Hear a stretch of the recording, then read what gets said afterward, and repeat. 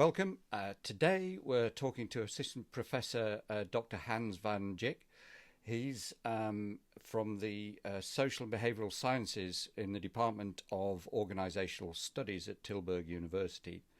And he's one of the authors of a very interesting paper looking at overqualification and the impact that it has, which we'll look at a moment. Anyway, welcome, Hans. Thank you very much. Good morning. It's a pleasure. So do you just want to tell me a little bit about who you are, what you do, and kind of give us a little bit of background of your journey, your research, and your doctorate and things like that? Yeah, sure. I'd be happy to. So I'm indeed Hans van Dijk. It's one of the most typical Dutch names you can have. So I'm Dutch, and I actually studied organization studies and organizational psychology, and then moved on to study applied ethics in Belgium, which I found really interesting. I did my thesis on sexuality of people with a disability, which is something really different. And then actually by accident, I started working at a business school. I always wanted to just go work for companies and build a career. But then I started working in a business school and I really loved teaching. And after working there for 2 years, then I figured, okay, if this is what I want to do, then I need to do a PhD. And I never considered myself to be really a researcher. But then in Tilburg, they just had a position available for a PhD. And for 4 years, I focused on diversity as a topic. And I got my PhD cum laude. And then it was really at the junction, like, okay, do you want to continue in academia or not? And the thing with academia is a bit, as you know, once you're out, it's very difficult to get in. So I figured, okay, let's just continue on that journey a bit. And now it's 7 years later, so I work at the Department of Organization Studies, where what I used to study, and I really love the combination of teaching and research. I think it's really nice on the one hand to just dive into a topic, learn for yourself about it, and trying to share what you've learned, and also discussing it with the students and helping in their development. So yeah, that's my journey until here. Brilliant. And what was your doctorate on? So mostly on diversity in teams. The diversity literature very much then focused on, like, hey, on the one hand, diversity can be very helpful because if there's people who differ from each other, they can learn from each other. But on the other hand, when you differ from each other, you tend to hang out with people who are similar to you, and then you get subgroups. And for me, it was a bit like, yeah, that's all true, but I miss one element, and that is that, at least in my brain, and I know it's not something that's desirable, but the moment when somebody is different, you immediately make this judgment or evaluation, like, okay, where is that person compared to me, right? And that was kind of the part that I was missing. So what I developed in my PhD is this kind of status perspective where I argue that the moment when you work together with others in a team who are different than you, immediately the status differs. They start to emerge and pop up, and that influence how you behave towards them, how they behave towards you. Yeah. This informal hierarchy, right? So you will.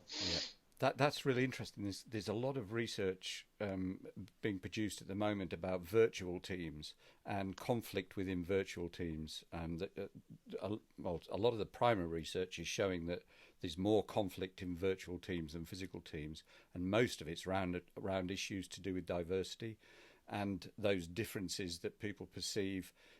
Quite a lot of them are cultural differences. And they talk about cultural fault lines. So, yeah. Really interesting. Yeah. Maybe we need to talk about that sometime. Sure, we can. Okay. Well, at the moment with the whole Black Lives Matter protests going on around the globe, I mean, you can see how much is going on, and for me, a lot of that is these implicit, informal evaluations that we make every day, quite often subconscious, and it influences how we treat each other in society, and obviously also how we treat each other when working together. Yes, it does. Yeah, in quite a way. I actually hate that question about PhDs because it's very hard to kind of just, after all that work, years, trying to just put it down into some kind of language for people. I know what it's like. Yeah, sorry about that. Yeah, no problem. I hope this was kind of understandable for the listeners. Okay, so you recently published with some colleagues from the University of Dublin and ESCP in Berlin, you recently published a really interesting paper in the Human Resource Management Review entitled Welcome to the Bright Side, Why, How and When Overqualification Enhances Performance. Do you just want to give us a bit of an overview of what led to that research and why you did it? Yeah, sure. So it's with two co-authors, Kerstin Alves and Amanda Schanz. And Kerstin actually became my colleague in, I think, 2012. We were just colleagues for 1 or 2 years, but we got along really well. And so first you just introduce yourself to each other, but then you start to talk about research. And she, together with Amanda, were doing research on overqualification. And I was like, what's that? So they explained it to me, and it immediately triggered some kind of like thoughts and experiences with me about, for example, when I was a student, and I worked at this home care office organization. We made the schedules for home care workers, and then on the one hand, I mean, you work with people who are much more experienced than you. But on the other hand, as a student, you right, sometimes your brain works a bit differently.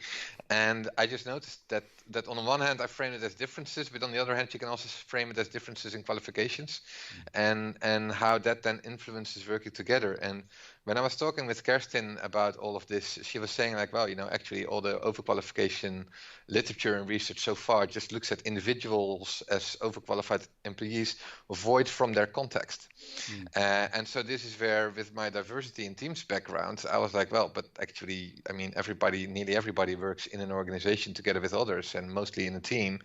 And then when you are overqualified, you are different. So actually, we can use many insights that we have in the diversity literature and apply them to understanding how overqualification works out. Yeah. So that was kind of the start. Yeah. Yeah, got you. Okay. So so let's just start with that previous research, and quite a lot of it's usually talking about the negative aspects of overqualification. Do you just want to talk about that for a little while, about what the previous research has been finding? Yeah, sure. So a lot of the previous research just focused on overqualified employees in and of themselves, and mainly looked at how do they experience their work. And then if that's the question that you're asking, then that's also what you're measuring. And then in this case, if you ask people who are overqualified, like, hey, how do you like your work? Well, then it may not be too much of a surprise that they indicate like, well, actually I'm a bit overqualified. It's a bit easy. I'm not really challenged.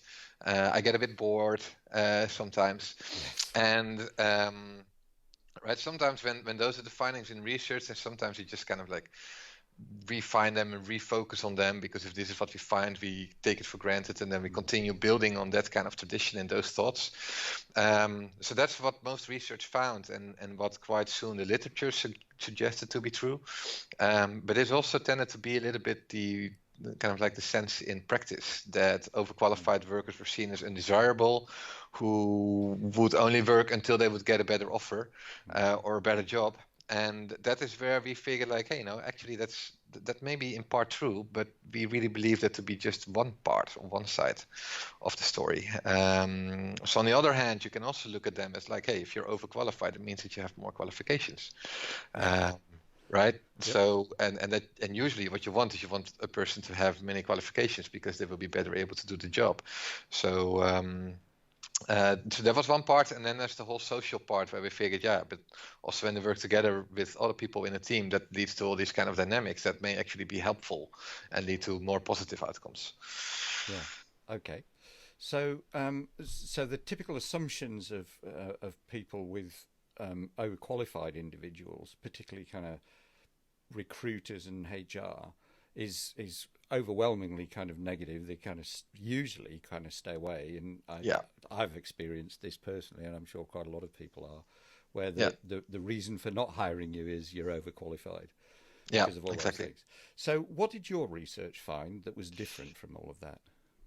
So it was a conceptual paper, and in that sense we didn't get a data and didn't empirically find something, but what we did was we went to the literature that focused on different topics and looked at like, hey, what insights can those studies that have been done by others in the past can we get that we can apply to this field of overqualification overqualification to better understand or get a more comprehensive view of what the experiences are of overqualified persons. And so if you just look at them themselves, then there's a broad range of literature on just human capital. Right, very basic, but it basically suggests like, oh, the more human capital a person has, the better that they are in their job.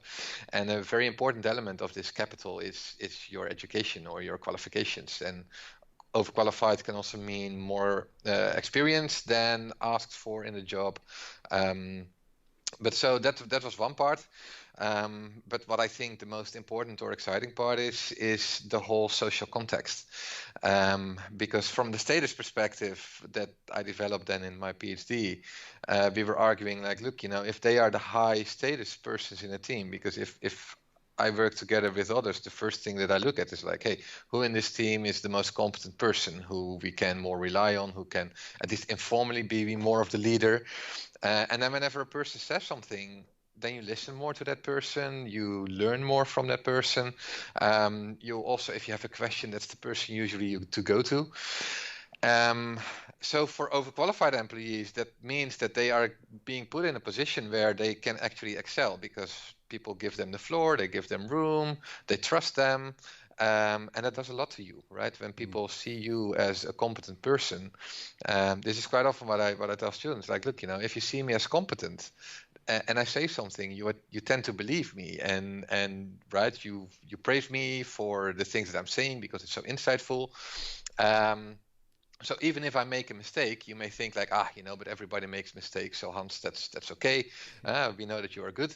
But if you think I'm incompetent and I make a mistake, then your response is, that's Hans again. Yes. Exactly. So it's very important what your image or what your perception is of me. And so we argued like, look, these high overqualified employees, if we see them indeed as troublesome employees, then okay, this is how we will treat them and how we will see them. But if we see them as the people who we believe and argue they are, like the more overqualified persons who have a lot to offer, then actually we can really benefit a lot from them. And right, they can perform better, and others can learn from them and want to be with them, so that can also help the team as a whole, we believe.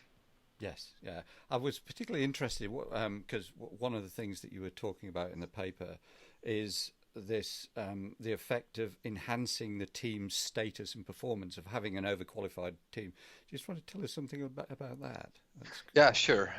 There is quite some more sociological and social psychological research that focuses on the role of status in teams. And one of the reasons why we like to work in teams and anyway be part of groups is because it helps our self-esteem. Right, as a Dutch person, we love football, as you also do, right? And whenever there's the Dutch soccer team playing, then we all like to dress up in orange and behave just as a group, and it gives us this confidence and feeling like, yeah, we're really good, etc. But we do that in particular when we are winning. So when a Dutch soccer team is losing, then suddenly we get rid of our orange clothes and we don't like football anymore, etc. And it's the same when you work together with others in a team, in an organization. If you're part of a winning team, then you really like it, and then it gives you confidence, it gives you a boost, you want to be part of that. And so if you have these kind of superstars in your team, or if you work together with very other competent people, then you're usually more proud of your team, and being more proud of your team and identifying more with the team means that you want to do more for the team. If I play football and I would be in a team with a Lionel Messi, for example, then I for sure will make sure that I'm well prepared and really do my best, because I don't want to. Well, I will anyway look like an idiot compared to him, but. Right, so having these superstars, which in this case is like what we say, overqualified employees can be, brings out the best in everybody in the team. Yes, yeah, and there's also been quite a bit of research showing about identification, so that if we have a superstar, as you call them, the overqualified person in the team, this kind of reflected glory, that person's ours. Exactly. So there's this kind of inter-team rivalry almost that you get within organisations, kind of we've got this person on our group or our team, and Yeah. I've seen quite a bit of research about that. One of the papers, so we did a research briefing in 2016, actually with some people from Holland, strangely enough, that was looking at overqualified people and what it is that why the previous findings have been that there's higher turnover with overqualified people, and actually what it found was really interesting. It found that the quality, and it was completely opposite to what I was thinking, the quality of the leader member exchange, so the quality of the relationship between the leader and the people within the team, high quality LMX or high quality leader member exchange, and high quality leaders have more turnover with overqualified people than low quality LMX, which was like, what's going on here? And it turns out, and what this study found was that high quality leaders push overqualified people to expand themselves even further by leaving. So they're looking after the overqualified people by helping them get into a position where they're more employable by other people, and that actually the evidence for them leaving because they're bored or something like that actually isn't quite as strong as we thought it was at first. And there was this kind of counterintuitive interaction between high quality leaders and overqualified people, this kind of identification of like, come on, you can do better than this. Go to another organization. Yeah. So. Yeah, I can very much imagine that to be the case, and I really think it very much depends on how do we look at those kind of people. Do we look at them as idiots for not being able to get a better job, or right, that something is wrong with them because why otherwise are they working in a place that they're overqualified for? Or are they perhaps people who willingly choose for it because, right, maybe they're like, look, I have many other things that I do next to my job. For me, it's not the most important thing. I don't want to work 80 hours a week. I want to just be able to do my job on an easy way so that I have enough cognitive space left to do other things next to my job, which I think is a perfectly reasonable and sensible reason, for example. And I also think, like, as a leader in particular, it's so important, like, how do you look at your employees? And in this case specifically, how do you look at your overqualified employees? And if you look at them as actually people who can offer a lot, then I think, like, look, then as a leader, it's your job, or ideally you just try to, on the one hand, make the best use of that, but on the other hand, also just look at them like, hey, what do you want and how can I help you? Yeah, there's quite a bit of research showing that it's the perceptions of the people around the overqualified people that either cause the problems or help by help that person to actually use their overqualification to help the organisation and to become those superstars, and that rather it being the overqualified person that's the problem, it's quite often the managers and people around them that cause the issue because of their perception of them. Yeah, exactly. And some of that I think's got to do with, so I'm a psychologist, to do with ego defense, and like they're more qualified than me, and we've certainly seen that in lots of organisations.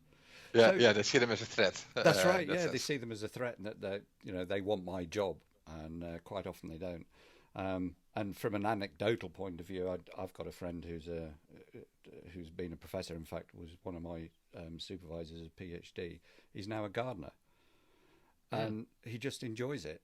And that's his, way well overqualified. This is, he's got more books than like I'd love his citation record, but he just didn't want any more of the pressure, and he's enjoying what he's doing. He's very good at it, and he's really kind of, as a gardener, he's not the head gardener, but he does way more than anybody else. And I know he's down in the gardens at times when nobody else is around, because of that passion that he's got. It's interesting.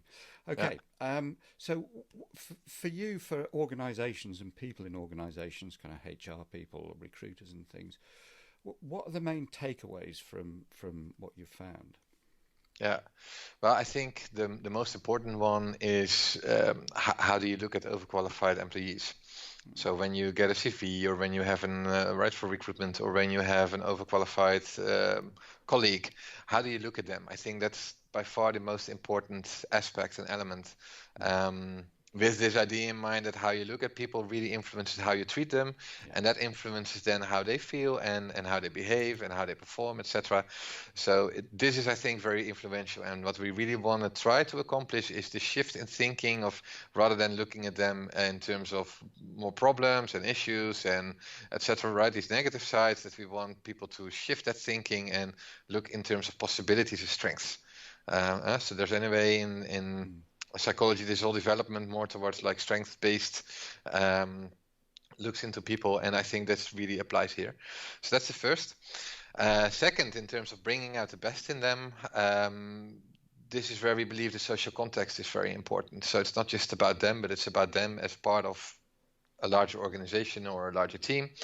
And the status element then is very important, that you make people and others aware of the competencies and the strengths in these overqualified employees. Because if they understand and see like, hey, actually that person is overqualified, that person has quite much knowledge, wisdom, experience, expertise that can help us, then on the one hand you give them the confidence, right, and the affirmation, like, hey, I can see you, I see that you are somebody who can really contribute here, and the people around that will also see that person like that, and right, so we argue like, hey, that will really help an overqualified employee to really contribute and be the best person that he or she can be in the organization, and then others can learn from that person, and it can give a boost in this identification with the team and with the organization.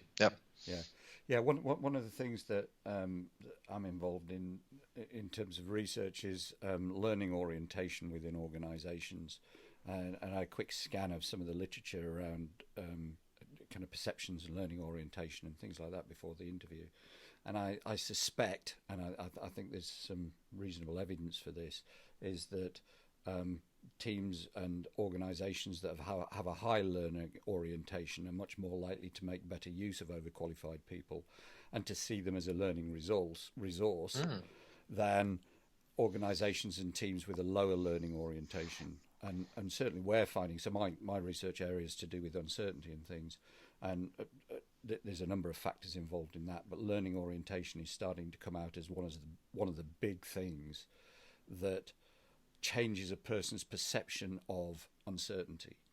Yeah. So people with a higher learning orientation are much more likely to see uncertainty as an opportunity, with people with a lower learning orientation, and usually some of that's to do with ego defense and sense of threat and things like that. Are significantly less likely to learn from the situation and less likely to move into it in a positive way. So, and I'm looking at some of the studies around overqualification and some of the things that you found. I'm starting to think that there's something there in terms of learning orientation as well, and I wouldn't be surprised if there's quite a high correlation between learning or organisational learning orientation and team learning orientation, and their perceptions and use of overqualified people. Yeah, I think you're absolutely right. So should definitely be something there, something to study. Yeah, maybe we need to do a correlation study. Brilliant. Thank you very much, Hans. I really appreciate it, and I really appreciate your time. How can members contact you if they want to do so? And yeah, we'll do that. So. Yeah, well, first of all, thank you very much for inviting me and having me here. I really like it. And if they want to contact me by email, probably is easiest. Okay. So j.vandijk1@tilburguniversity.edu. Yeah. Okay, that's great. Have you got any social media profiles that you use? Or LinkedIn. Okay. Yeah. LinkedIn. That's fine. That's brilliant. Thank you, Hans. That's brilliant. I really enjoyed that, and good interview. Thank you very much. You're welcome. Thank you. You take care. You too. Bye.